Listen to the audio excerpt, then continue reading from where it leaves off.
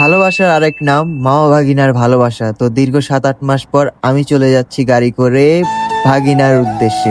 তো চলে আসলাম, গাড়ি করে নেমে গেলাম। তো এই এলাকার সাথে আমার অনেক স্মৃতি আছে। তো 3 মাস আমি আসার পর সৌদিতে এই বদিয়ায় ছিলাম, রিয়াদ। তো এইখানটাতে থাকতাম, ঘুরতাম ফিরতাম, কাজ ছিল না কোনো। এ হচ্ছে ওই যে দেখা যাচ্ছে গাড়ির লাইট জ্বলতেছে, ওইটা হচ্ছে আমাদের ভাগিনার বাসা, ওইখানে থাকে। আর এইটা হচ্ছে পার্ক। এই পার্কের ভিতরে আমি বসে থাকতাম একা একা, কিছু করার ছিল না। তো চলে আসলাম রুমে, ভাগিনা চলে আসবে এখনই আমাকে দেখতে। তো ওই তো চলে আসছি অন্ধকারের ভিতরে, বলতেছে মামা চলে আসছো। তো চলে আসলাম, মামার সাথে হ্যান্ডশেক করলাম। করার পর বলতেছি তো তো বাসায় সবাই কি করতে, বলতেছে ওনারা রান্না করতেছে আমার জন্য। তো আস্তে আস্তে সিঁড়িতে উঠতেছি, আমি তো খুব এক্সাইটেড যে অনেকদিন পর আসলাম, আমার ভাগনাকে দেখলাম, দ্বিতীয় পিচ্চি ভাগিনা আমার, ও মনে হয় ঘুমে আছে।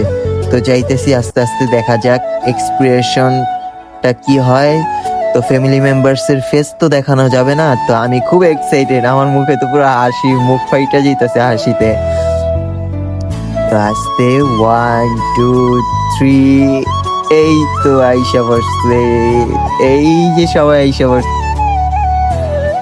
ওই যে আমার ভাগনা ঘুমায় রইছে, তো একটু পরে উঠা যাবো, উঠা গেলেই তাই রে মামারে দেখবো। তো আমরা আস্তে আস্তে চলে যাব।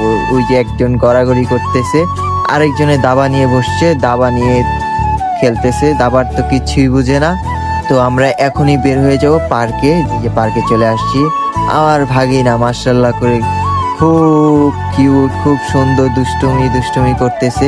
এই যে এখন স্লিপার দিয়ে স্লিপ খাবে, এই যে স্লিপার দিয়ে নেমে গেল। মাশাআল্লাহ কি হাসি।